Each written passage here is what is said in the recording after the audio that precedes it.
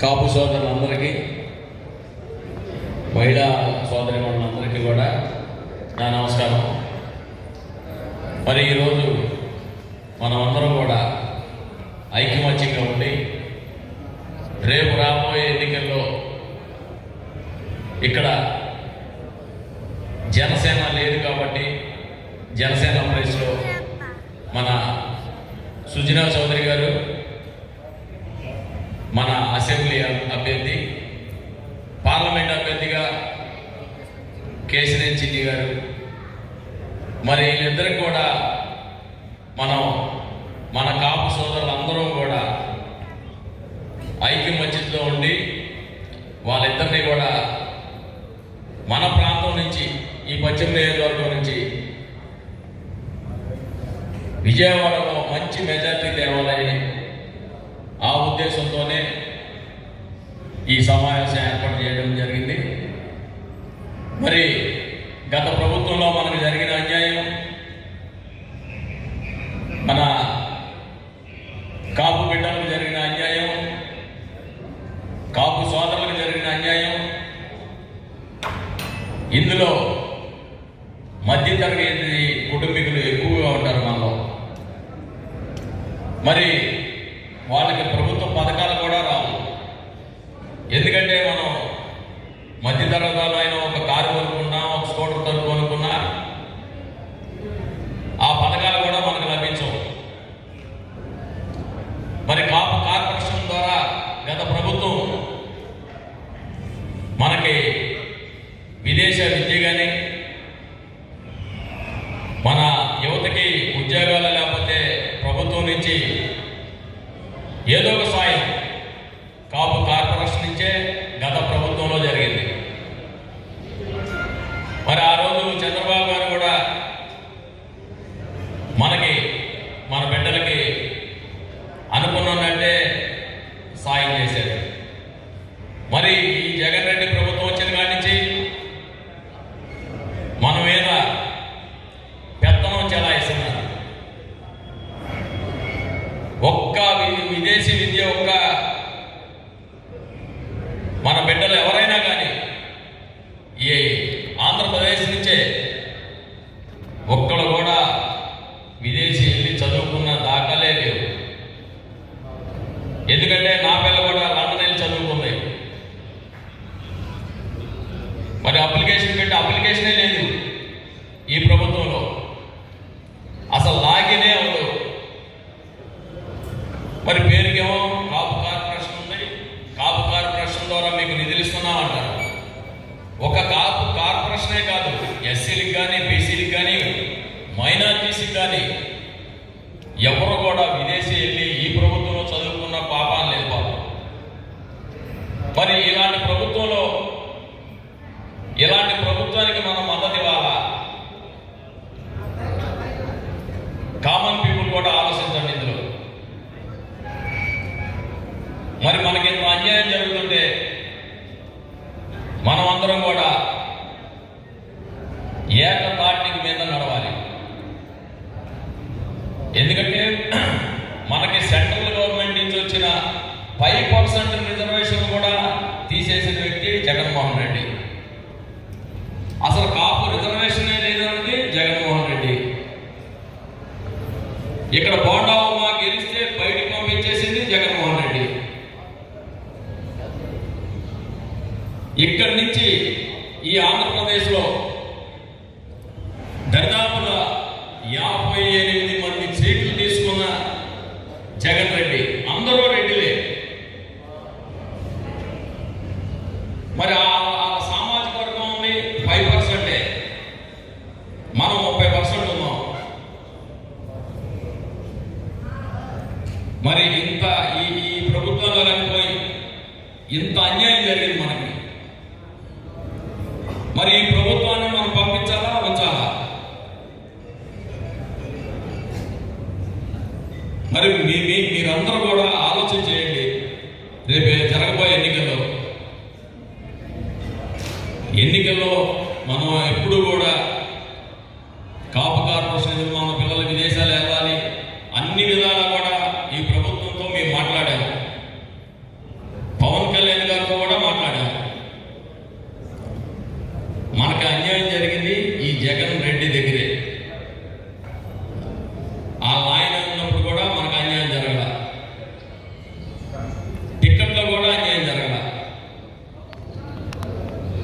జరిగిందంతా కూడా ఈ జగన్ రెడ్డి దగ్గరే. కాబట్టి మనం అందరం కూడా ఒక తాటి మీదే ఉండాలి. జగన్ రెడ్డిని ప్రభుత్వాన్ని ఇంటికి పంపించాలి. ఇది పవన్ కళ్యాణ్ గారి ఆశయం. అందుకే ఆయన తగ్గి 21 సీట్లు తీసుకుంది కూడా దానికోసమే. లేకపోతే 60-70 సీట్లు తీసుకొని ఓటమి చెంది ఒక 20 సీట్లు గెలిచారనుకో, అప్పుడు కూడా అవమానమే. అందుకనే 21 సీట్లు 2 పార్లమెంట్లు తీసుకొని వారు పెద్ద మనసుతో ఈ రాష్ట్రాన్ని అధోగతి పాలన చేస్తున్నాడు ఈ జగన్ రెడ్డి అని, దానికోసం ఆయన ఒప్పుకున్నారు. కాబట్టి మనం అందరం కూడా పార్లమెంట్ అభ్యర్థి, ఎమ్మెల్యే అభ్యర్థి వీళ్ళందరూ కూడా మన కుటుంబాల నుంచి, ఇప్పుడు మన వాళ్ళు ఉన్నారు 10 ఫ్యామిలీలు ఉంటాయి, మన వాళ్ళు ఉన్నారు 10 ఫ్యామిలీలు ఉంటాయి. మీరందరూ కూడా ఒకళ్ళకొకళ్ళు చెప్తే మనకి ఆ ఓటు ట్రాన్స్ఫర్ అవుతుంది. ఓటు ట్రాన్స్ఫర్ అవుతుందనే ఉద్దేశంతోనే పొత్తు పెట్టుకున్నారు. అందుకని మనం అందరం కూడా మన కాన్సెన్స్కి ఏం కావాలో కూడా సుజనా చౌదరి గారు వస్తున్నారు. మన ప్రాంతానికి ఏం కావాలో కూడా చెప్దాం, మన బిడ్డలకి ఏం చేయాలో చెప్దాం. ఇట్లాంటివన్నీ కూడా వారితో చర్చించి మనం ఆయన్ని మెజార్టీతో గెలిపించుకుంటే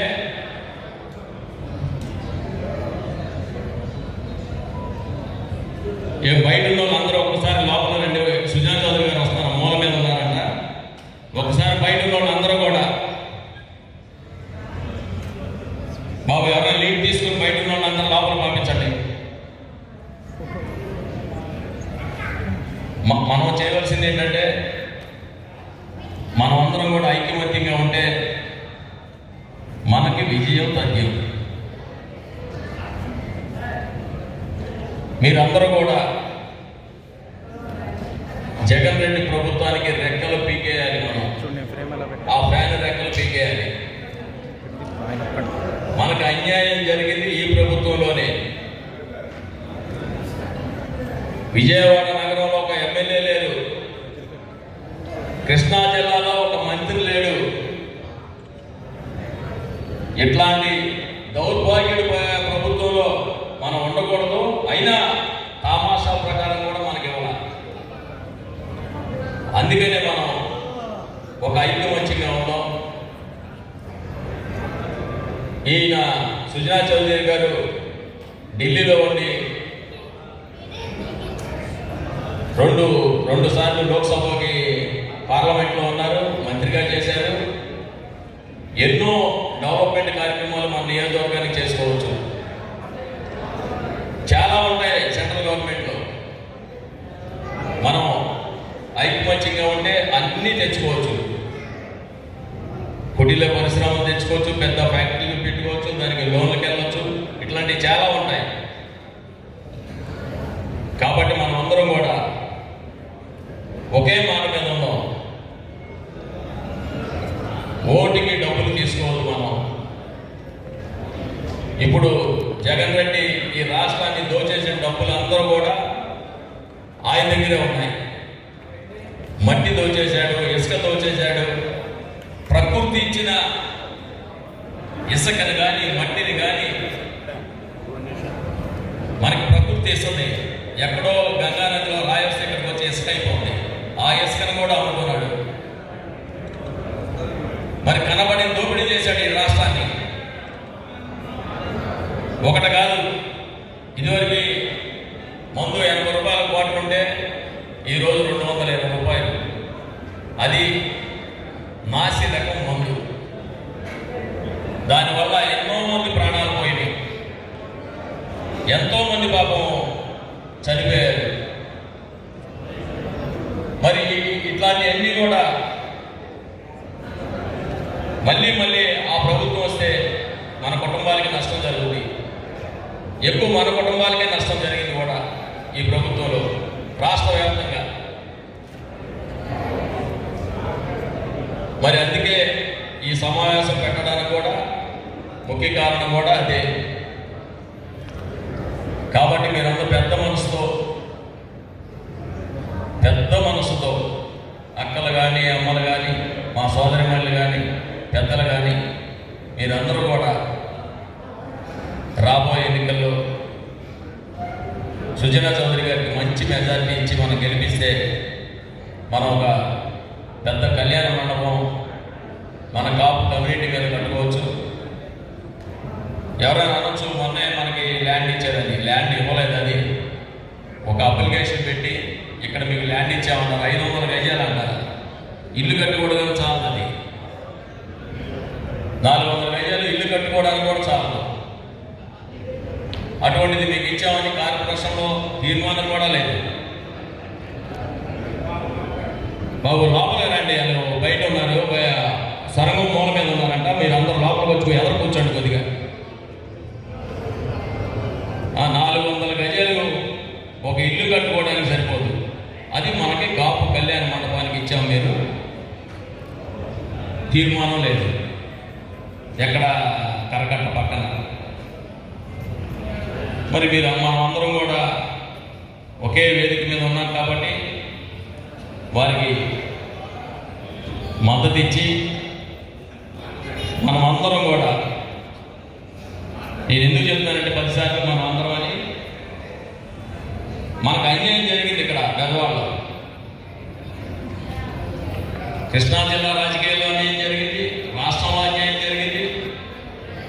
బెజవాడలో అయితే ఈ రాజకీయాల్లో కాపు కాసిన వంగవీటి మోహన రంగా గడ్డ ఇది.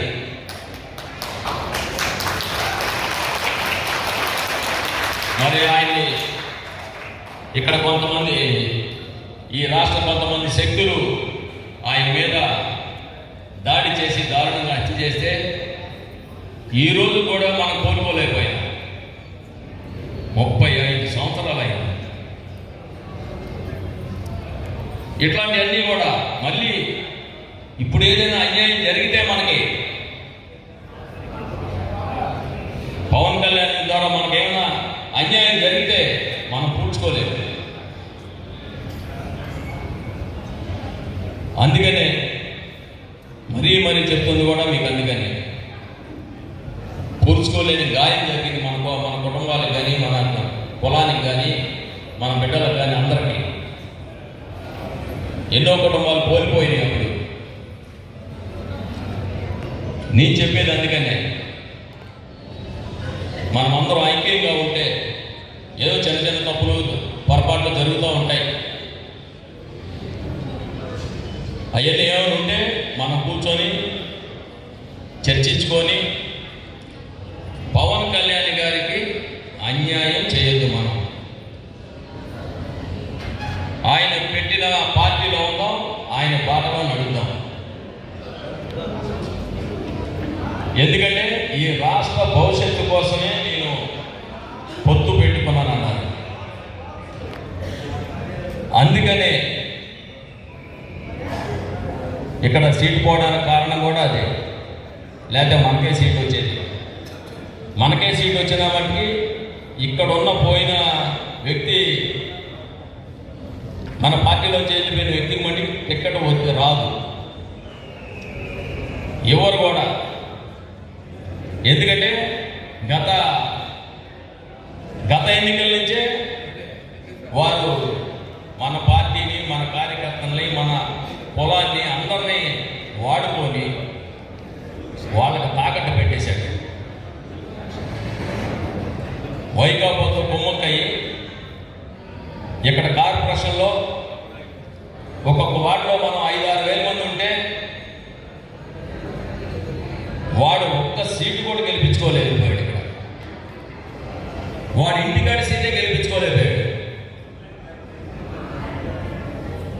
మన వాళ్ళంతా పాపం చాలామంది వాడికి ఊడిగం చేశారు. ఎందుకు పవన్ కళ్యాణ్ గారు చెప్పారు. అందులో మనవాడు ఒకడు, మూర్తి ఒకడు, వారు నాచార్య గారు, ఇలాగా ఇక్కడ ఉన్నవాళ్ళు చాలామంది ఉన్నారు, సుబ్బారావు గారు, ఇట్లా వాళ్ళందరూ కూడా వాడు పిండి పిప్పు చేశాడు. ఈరోజు మళ్ళీ పవన్ కళ్యాణ్ గారి గురించి నువ్వు సినిమాలు ఎన్ని చేసావు నేను లెక్క చెప్పు. అరే బాబు నువ్వు చేపల మార్కెట్ దేరా, నీ పరిస్థితి ఏంటో నాకు తెలీదా? నాకు తెలీదా? 5,000 రూపాయలకి నువ్వు కేబిఎన్ కాలేజీలో ఒక పంతులకి 2006లో 2006 ముందు ఏం చేసేవాడివి? చేపల మార్కెట్ దగ్గర ఆదివారం పూట తెల్లవారుజామున కోళ్ళు కోసేవాడు. వీళ్ళకి తెలియదు పాపం.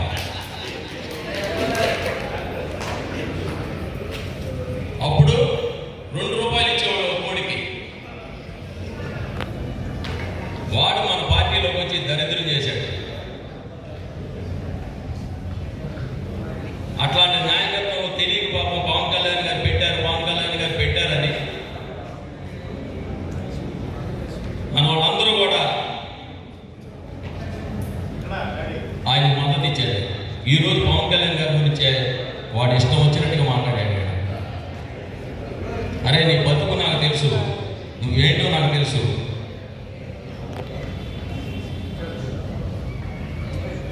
కాబట్టి మనం అందరం కూడా సుజనా చౌదరి